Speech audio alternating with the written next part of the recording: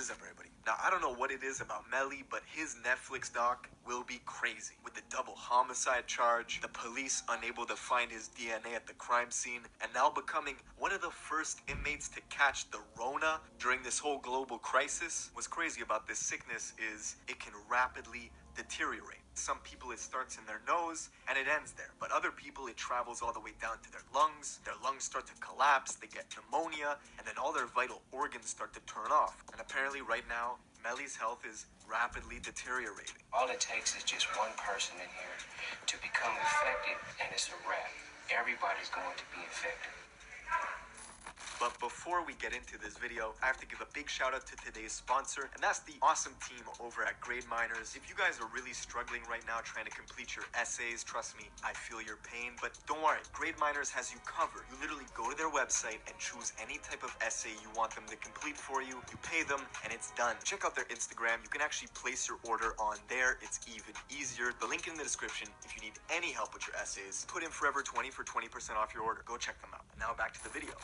So, Melly's in jail. He's not even convicted yet. And much like a lot of inmates around the states who are in jail waiting for their trial, they're basically stuck in a breeding zone for this disease, for this sickness to spread, right? Because people have to come into work, people come in for visitations, and the inmates have nowhere to go. What a lot of professionals are realizing is that the jails are not equipped to handle this crisis. I mean, the country itself is not equipped. And get this, another reason why it's so dangerous in jail is they've literally banned soap. Are you able to get Lysol wipes, bleach, anything to disinfect and keep your area clean? Are you kidding me? The commissary don't sell nothing jail food.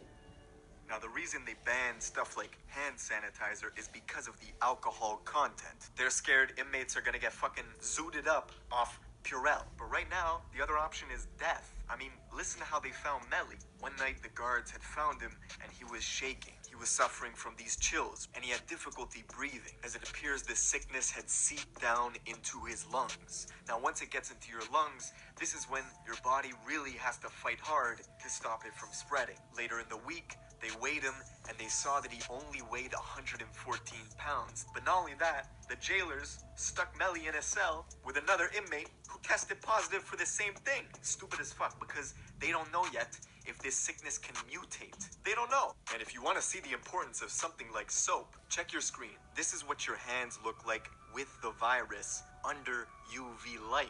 You can actually see the fatty acids in the virus. And this is what your hands look like after 20 seconds of washing with some soap or disinfectant. It kills a lot of the virus. That's why the soap is so vital. And then we're also finding out that some of these prisons don't have enough nurses. How long would it take you to see a doctor? They have a nurse that's visiting the building every day. The problem with that is, I think for most prisoners, they would be afraid to report that because it automatically is going to result in them being isolated in the hole.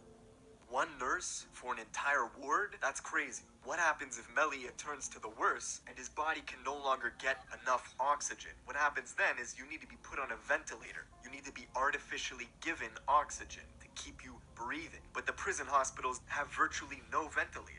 You even got inmates sewing masks out of any cloth they can get their hands on. It's definitely not FDA approved, but at least they're trying. Now, the federal BOP, which is the Bureau of Prisons, they came out and they said, oh, we got this. We can handle this. The next day, 3 inmates had already died. Now, if you're a fan of Ynw Mell, you probably want to know what's going on right now. Well, as soon as he tested positive for this virus, his lawyers sent out an emergency motion for release for medical care. But let's be honest, they're not letting Melly out. The only person that they would let out was 6ix9ine. 6ix9ine came and he said, help, I have asthma. And the judge was like, well, let this young gentleman out then. Then Melly comes along and he's like, help, I have fucking corona. And they're like, nah, you can stay. And what's crazy is just a couple weeks ago, the judge was about to give bond to Melly's co-defendant, Cortland Henry, right? What had happened was the government, they took a year to gather all the evidence and tell the judge, look, don't let this man go on bond. Do not let him go. And the judge took one look at the evidence and he said, I don't know about this one. His exact words were, the state of Florida has not met the burden of proof based upon all the evidence provided to me in this court hearing today. Cortland Henry was this close to getting out, and then it was going to be Melly's turn to have his bond hearing, and most probably he would get released as well. But a week later, the country gets slammed by the Rona. Everything is in shutdown. The courts are shut down. And people who are waiting for a trial, they're stuck in jail. Now, another interesting article that I was reading was one of the fathers of the alleged victim in the Melly case. In regards to Melly, he's saying, fuck him. Let him rot in prison. Let him die. And the father says quite simply, look, I'm scared for my life. You let him out of prison, he's gonna come kill me. Now, I don't know about all that, but it is clear that the courts are not gonna let Melly out, even though he's showing signs of worsening symptoms.